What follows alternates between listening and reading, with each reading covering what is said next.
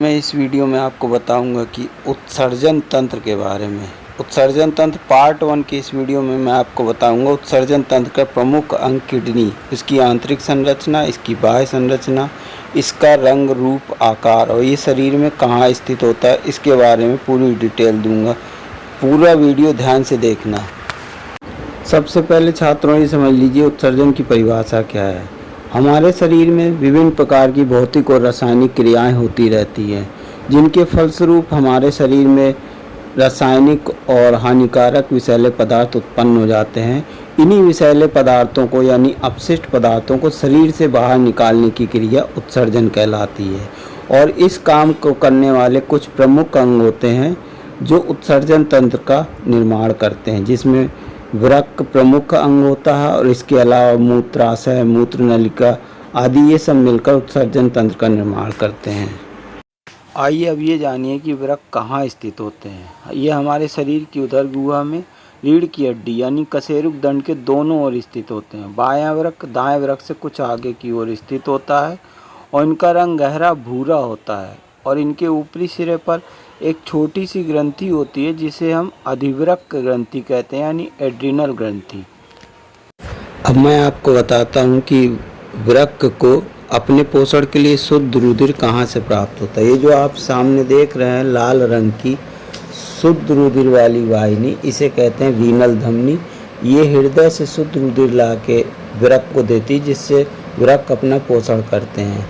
और ये जो नीले रंग की बगल में धमनी दिखाई दे रही है उसे कहते हैं रीनल सिरा, जो वृक्क से अशुद्ध रुधिर को ले जाकर पश्च महाशिरा में डाल देती है और ये अशुद्ध रुधिर बाद में पश्च महाशिरा से हृदय में ले जाया जाता है।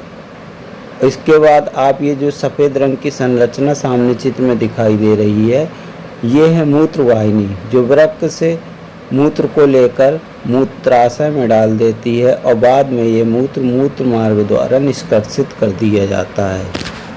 अब मैं बताता हूँ आपको कि वृक्क की आंतरिक संरचना कैसी होती है। प्रत्येक वृक्क के भीतर ही धसे हुए किनारे के मध्य में कीप के आकार की खोखली संरचना होती है जो सामने दिखाई दे रही है और ये सक्रिय होकर मूत्र नलिका का निर्माण करती है, जिसे हम श्रोणि या पेल्विस कहते हैं। और वृक्क का शेष भाग जो होता है वह ठोस होता है और जिसे दो भागों में बांटा गया है।